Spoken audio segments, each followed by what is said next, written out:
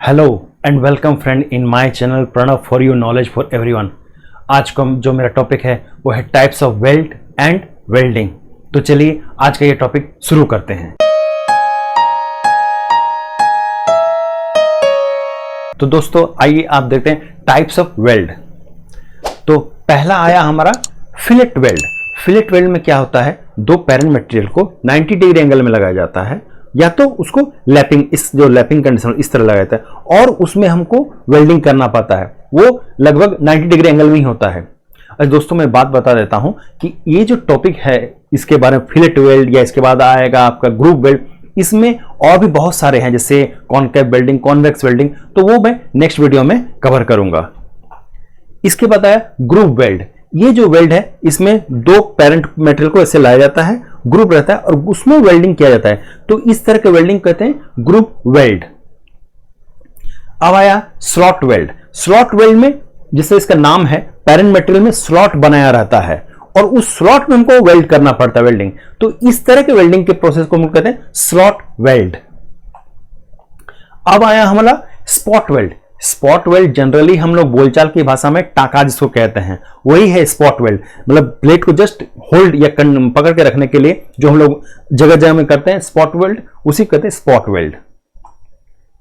इसके बाद आया सीम वेल्ड। सीम वेल्ड में क्या होता है, दो रोलर रहते हैं, रोलर के बीच से जो हमारा पेरेंट मटेरियल पास होता है, जैसे जनरली ये यूज होता है आपका ट्यूब में, ERW ट्यूब आपने सुना होगा, इलेक्ट्रोड रेसिस्टेंट वेल्डिंग। तो ERW ट्यूब में क्योंकि उसका थिकनेस बहुत पतला रहता है, कभी कभी 1 mm 2 mm से लेकर 5 mm 6 mm तक रहता है या उससे ज्यादा रह सकता है, तो उसको रोलर के अंदर से हम लोग पास करते हैं और वहां पर इलेक्ट्रोड जो उसको हीट करता है, हीट करने पर वो आपस में जुड़ जाते हैं और वेल्ड हो जाते हैं। तो इस तरह के वेल्ड को हम लोग कहते हैं सीम वेल्ड।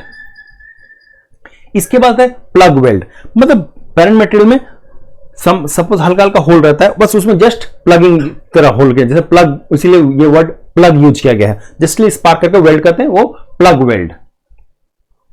इसके बाद आता है फ्लश वेल्ड।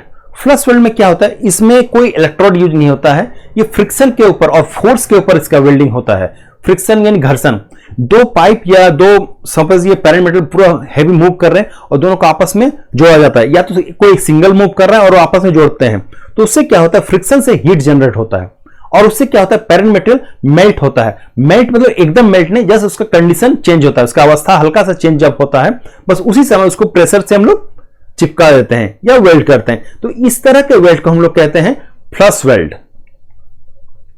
इसके बाद आता है ट्यूब का, ये हम लोग कहते हैं अपसेट वेल्ड। ये जिस तरह फ्लश वेल्ड है सेम वैसे ही है। इसमें क्या होता है, पाइप रहता है और उसमें करंट पास किया जाता है, करंट पास करने पर वो आपस में आके जुड़ता है, जुड़ने पर क्या होता है, वो करंट क्या करता है, सामने जो पाइप का फेस है उसको हीट कर देता है और उस अवस्था तक हीट करता है कि हल्का वो मेल्ट हो जाए। मेल्ट होगा तो फिर वो मतलब गलेगा नहीं, अवस्था चेंज होगा और प्रेशर से वो आपस में जुड़ जाता है। तो ये हो गया अपसेट वेल्ड।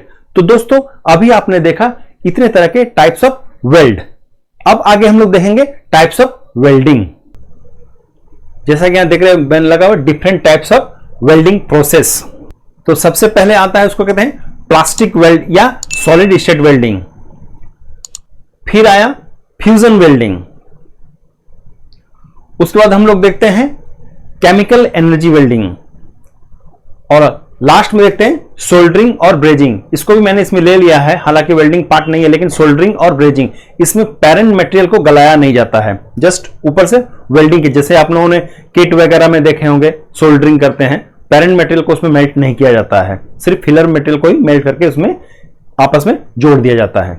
तो अब थोड़ा सा इसका डिटेल्स जानते हैं। जैसे प्लास्टिक वेल्डिंग में आता है रेजिस्टेंट वेल्डिंग, फिर उसके बाद आता है कोल्ड वेल्डिंग। दोस्तों इन सब के बारे में मैं और डिटेल से वीडियो बनाऊंगा क्योंकि एक में बहुत लंबा हो जाएगा, इसलिए मैं अभी just part types of welding बता रहा हूं।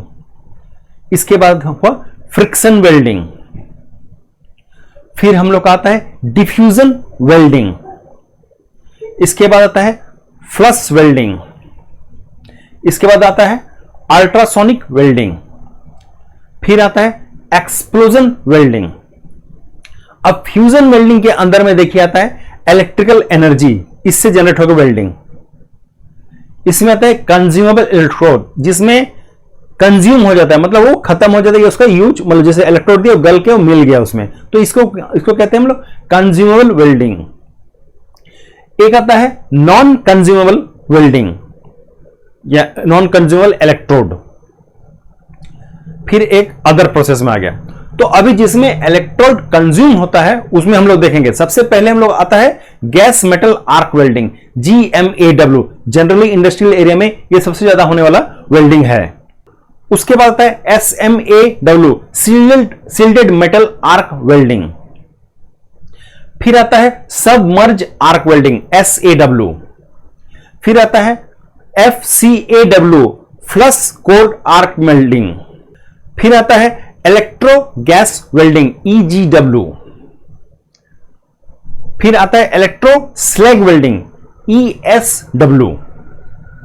अब हम नॉन कंज्यूमेबल इलेक्ट्रोड में देखते हैं। सबसे पहले आता है गैस टंगस्टन आर्क वेल्डिंग। उसके बाद आता है एटॉमिक हाइड्रोजन वेल्डिंग। फिर आता है प्लाज्मा आर्क वेल्डिंग। तो नॉन कंज्यूमेबल 3 ही है। अदर प्रोसेस में हम लोग देखते हैं लेजर बीम वेल्डिंग, फिर थर्मिट वेल्डिंग। उसके बाद आता है इलेक्ट्रॉन बीम वेल्डिंग। अब आते हैं हम लोग केमिकल में। केमिकल में ऑक्सी एसिटिलीन वेल्डिंग। फिर आता है ऑक्सी फ्यूल गैस वेल्डिंग। तो इतने तरह के वेल्डिंग होते हैं, क्योंकि सोल्डरिंग और ब्रेजिंग में पहले ही बता चुका हूं, इसमें पेरेंट मटेरियल को मेल्ट नहीं किया जाता है। तो दोस्तों ये इतने तरह के वेल्डिंग के प्रोसेस हैं। इसके बाद के वीडियो में मैं इन सब के बारे में डिटेल बताऊंगा, खास करके आपका कंज्यूमेबल इलेक्ट्रोड जनरली जो ज्यादा यूज है इसके बारे में मैं ज्यादा बताऊंगा, और फिर बताऊंगा रेजिस्टेंट वेल्डिंग इसके बारे में। तो दोस्तों आज के लिए इतना ही। नेक्स्ट वीडियो में मैं बताऊंगा जॉइंट्स ऑफ वेल्डिंग, और इन सारे टॉपिक को भी कवर करना की कोशिश करूंगा। तो आज के लिए धन्यवाद। लेकिन हाँ दोस्तों, अगर आपने मेरे चैनल को सब्सक्राइब नहीं किया है तो मेरे चैनल को जरूर सब्सक्राइब कर लीजिएगा। और हाँ, अगर आपको कोई टॉपिक में समझ में नहीं आया हो तो जरूर मुझे कमेंट कीजिएगा। ओके, धन्यवाद।